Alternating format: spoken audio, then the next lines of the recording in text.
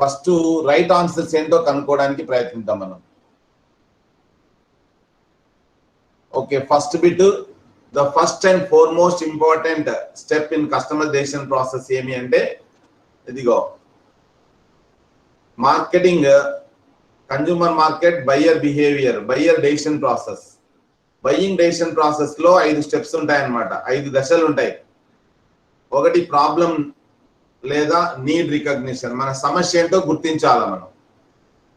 The first and foremost important step in customization process is problem or need recognition. Need recognition అనేది right answer అట్లా. Okay, next చూడండి, in which step consumer decision process consumer needs arises through internal and external stimuli. అంటే బయట గాని చూసి లోపల మన మనసులో ద్వారా కొన్ని కోరికలు, అవసరాలు ఏర్పడతాయి అన్నమాట. అవి ఏ రకంగా అంటే చూడండి, ద నీడ్ అంటే మన అవసరాలు ఎట్లా ఏర్పడతాయి, హ్యావ్ బీన్ ట్రిగ్గర్డ్ అంటే అవి పుట్టడం, కోరికలు పుట్టడం అనేది ఎలా పుడతాయి అంటే ఇంటర్నల్ స్టిమ్యులీ, మనకు ఆకలి వేసినప్పుడు కావచ్చు, దప్పిక అయినప్పుడు కావచ్చు. External stimuli such as advertising or word of mouth. So internal and external stimuli అనేది ఎట్లా వస్తుందంటే consumer needs arises through internal and external stimuli. In which step అన్నప్పుడు ఆటోమేటిక్ గా నీడ్ రికగ్నిషనే మనం క్లిక్ చేయాల్సి వస్తుంది. That is the right answer. Okay, next మూడో bit, example for external stimuli for need recognition. చూడండి, ఇదొక ఫస్ట్ పాయింట్ లోనే 3 బిట్లు తయారు చేసాం, 3 బిట్లు. అందుకనే ప్రతి పాయింట్ ఎట్లా చదవాలనేది ఇంపార్టెంట్. మీరు మహా అయితే ఒక 5 క్వశ్చన్లు నేర్చుకుంటారు అంతే. ఓకే, సో చూడు, examples for external stimuli for need recognition is. External recognition ఏమి, ఫ్రెండ్స్ ఫీడ్బ్యాక్, ఫ్రెండ్స్ చెప్పినప్పుడు కానీ, బయట అడ్వర్టైజ్మెంట్లు చూసి కానీ, ఎవరైనా ఇట్లా పలానా సినిమా బాగుందన్నప్పుడు కూడా మనము నీడ్ అరైజ్ అవుతుంది. నీడ్ అంటే మనం చూడాలనే కోరిక అనమాట నీడ్ అంటే. ఇట్లా ఎక్స్టర్నల్ స్టిమ్యులీ అంటే బయట ఉత్ప్రేరకాలు, మనలో కోరిక పుట్టించే ప్రేరకాలు ఏవి అంటే ఫ్రెండ్స్ ఇచ్చిన ఫీడ్బ్యాక్, అడ్వర్టైజింగ్, లేదా ఇతరులందరూ ఒక ప్రోడక్ట్ గురించి లేదా ఒక మూవీ గురించి అనుకుంటున్నప్పుడు అప్పుడు కూడా మనకు ఒక కోరిక పుడుతుంది అనమాట. నీడ్ రికగ్నిషన్, మనకు అవసరం గుర్తిస్తాం, పలానా దాని అవసరం ఉంది, పలానా సినిమా చూడాలని అవసరం ఉంది, పలానా ఫుడ్ తినాలని అవసరం ఉంది అని. సో ఎక్స్టర్నల్ స్టిమ్యులీ అంటే friends feedback, advertising, words of mouth అన్నమాట. రైట్.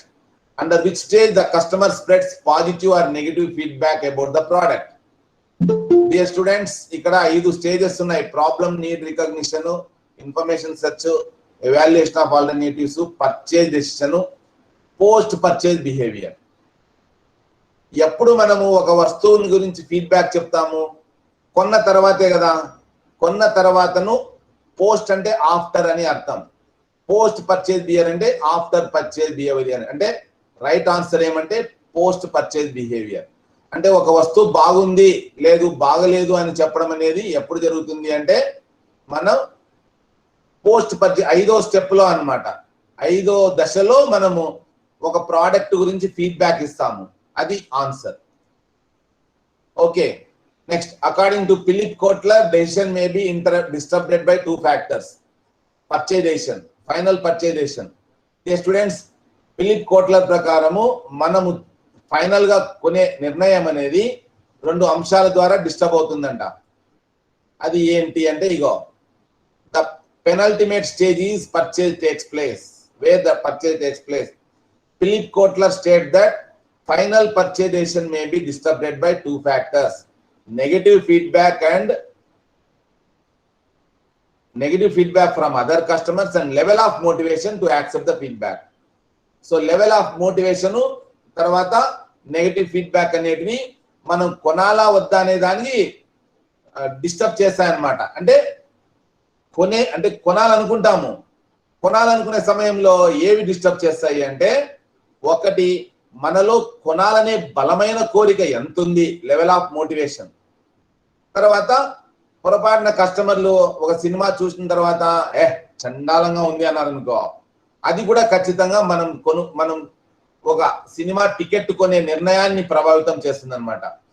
ఆ రకంగా ఫిలిప్ కోట్లర్ ప్రకారం negative feedback from other customers and level of motivation to accept that feedback, ఇవి రెండు కూడా ప్రభావితం చేస్తాయనేది రైట్ ఆన్సర్, ఫస్ట్ చాయిస్ అన్నమాట.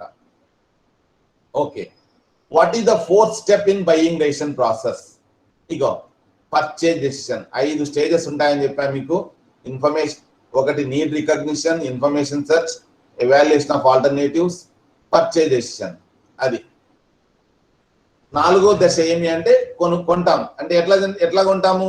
ఒకటి మన అవసరాన్ని గుర్తిస్తాము, తర్వాత మన అవసరాన్ని తీర్చుకునే సమాచారాన్ని సేకరిస్తాము, తర్వాత పలానా వస్తువులు ఉన్నాయన్నప్పుడు ఏది బాగుంది అని ఎవాల్యుయేట్ చేస్తాము, ఆ తర్వాత ఏదో ఒక దాన్ని కొంటాము. కొన్న తర్వాత పోస్ట్ పర్చేజ్ నెగిటివ్ ఫీడ్బ్యాక్ కానీ పాజిటివ్ ఫీడ్బ్యాక్ కానీ ఇస్తాం అనమాట పోస్ట్ పర్చేజ్ బిహేవియర్ లో. అట్లా how the customer ఎంక్వైర్స్ about the product or service after need recognition. ఒక కస్టమరు ఒక అవసరాన్ని గుర్తించిన తర్వాత తనకు కావలసిన దాని గురించి ఎట్లా ఎంక్వైరీ చేస్తాడు అంటే print media, visual media, online media, word of mouth, all the above, అన్ని రకాలుగాను మనం ఎంక్వైరీ చేసే వస్తువును కొంటాము. కాబట్టి అది ఎక్కడ ఉంది అంటే దీనికి సంబంధించిన బిట్ ఇన్ఫర్మేషన్ సెర్చ్ లో ఉంది. ఓకేనా? Information search. ఇక చూడండి, your customer may rely on print, visual, online media or word of mouth for obtaining information. అది okay. Next, the study of how an individual decides to purchase a particular product over the other and what are the underlying factors that mold such behavior is called. అంటే మనము ఒక వస్తువును కొనడానికి సంబంధించిన ప్రవర్తనను ఏమంటారు అంటే selling behaviour, vendor behaviour, consumer behaviour, none of the above. Consumer behaviour అంటారు. అది ద స్టడీ ఆఫ్, అంటే ఒక వ్యక్తి ఒక వస్తువును కొనేటప్పుడు ఎట్లా ప్రవర్తిస్తాడు, అతని యొక్క మానసిక స్థితి ఏంటి, ఎలాంటి అంశాలు కొనడానికి అతన్ని ప్రభావితం చేస్తాయి అనేది అన్నమాట. ఏ రకంగా అతని యొక్క ప్రవర్తన కొనడానికి సంబంధించిన ప్రవర్తన రూపుదిద్దుకుంటుంది అనే అంశాలు అన్ని అధ్యయనం చేయడానికి సంబంధించిన సబ్జెక్టే కన్జ్యూమర్ బిహేవియర్. కన్జ్యూమర్ బిహేవియర్ అన్నమాట. ఇది కన్జ్యూమర్ బిహేవియర్. బయ్యర్ అని కూడా అంటాం మనం. Okay students, right.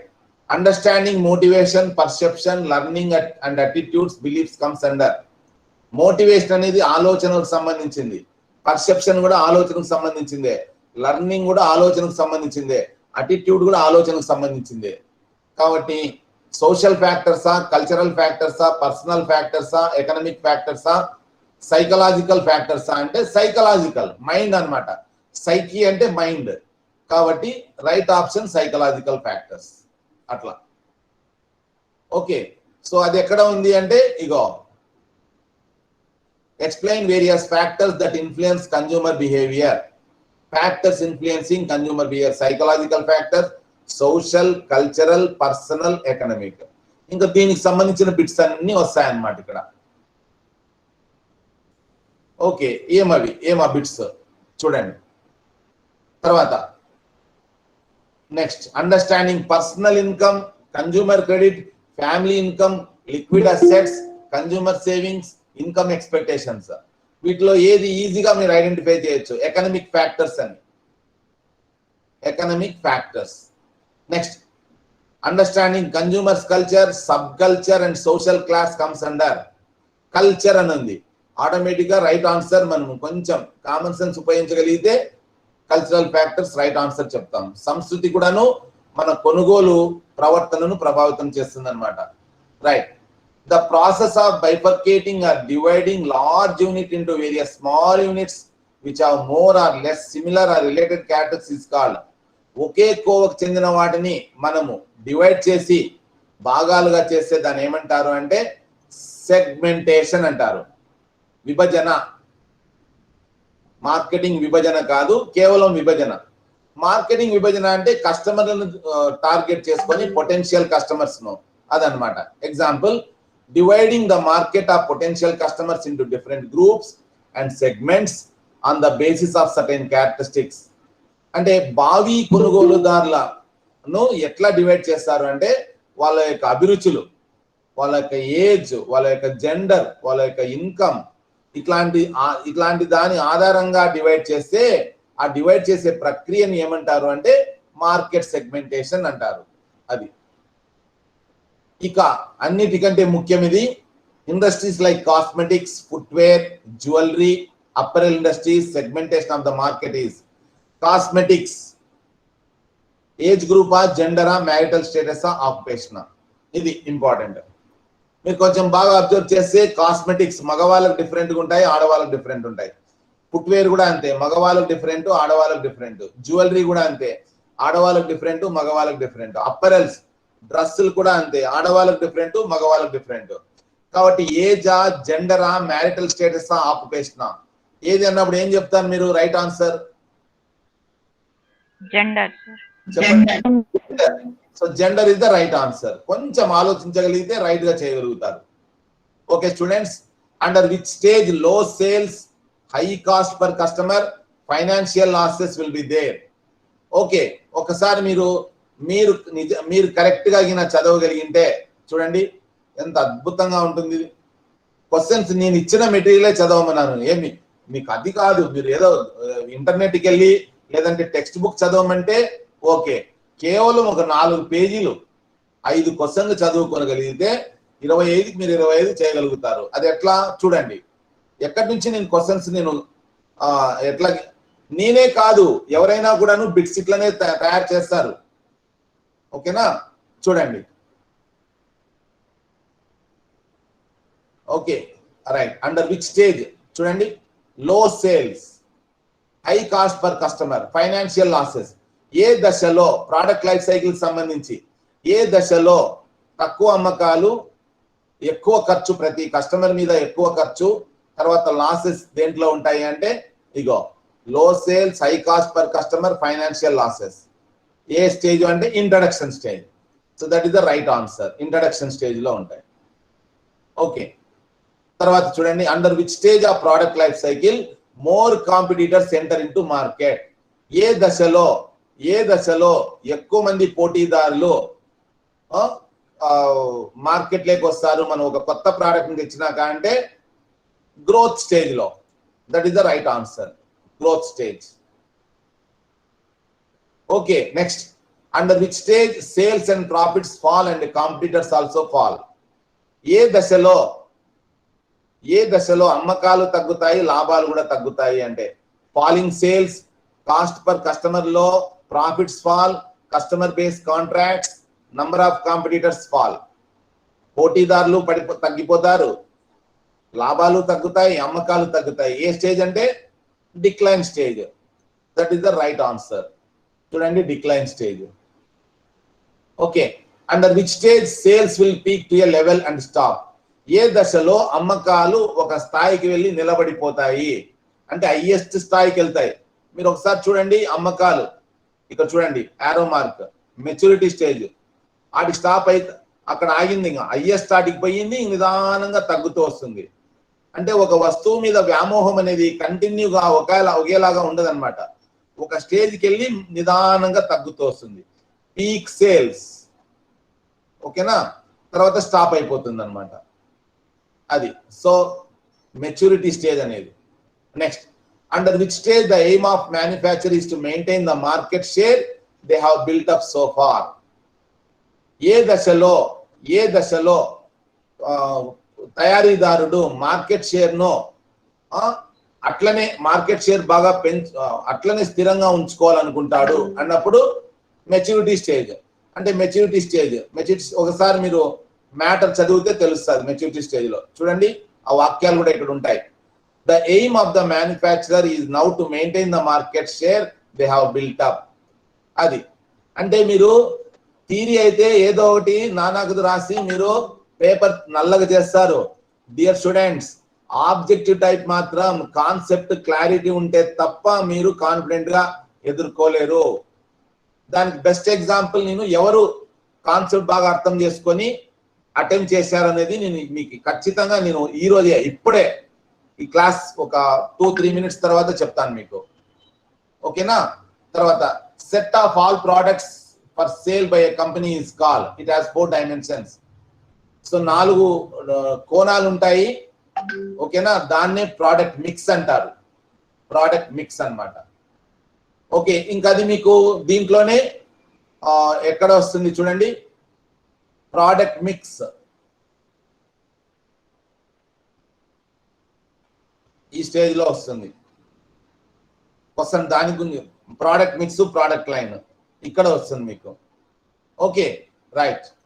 So students ఇప్పుడు చూడండి, సో 4 అంశాలు ఉంటాయన్నమాట. అవి ఏంటంటే product width, product length, product depth, product consistency. 4 అంశాలు కలిగి ఉన్న దాన్నే ప్రోడక్ట్ మిక్స్ అంటారు.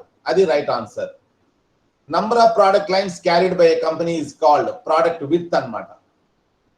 లైన్లు. దీన్ని మీకు సంబంధించి ఒక సింపుల్ గా ఎగ్జాంపుల్ చూపించాలి అంటే మీకు ఆల్రెడీ పవర్ పాయింట్ లో కూడా నీట్ గా ఎక్స్ప్లెయిన్ చేశాను డియర్ స్టూడెంట్స్. చాలా నీట్ గా ఎక్స్ప్లెయిన్ చేశాను. ప్రోడక్ట్ మిక్స్ మీకు ఎక్స్ప్లెయిన్ చేసినప్పుడు ఒకసారి చూడండి, మీరు నీట్ గా ఎక్స్ప్లెయిన్ చేశాను. ఇగో విడ్త్ అంటే ఏమి, లెంత్ అంటే ఏమి, డెప్త్ అంటే ఏమి, ఇవన్నీ కూడా ఫార్వర్డ్ చేశాను మీకు.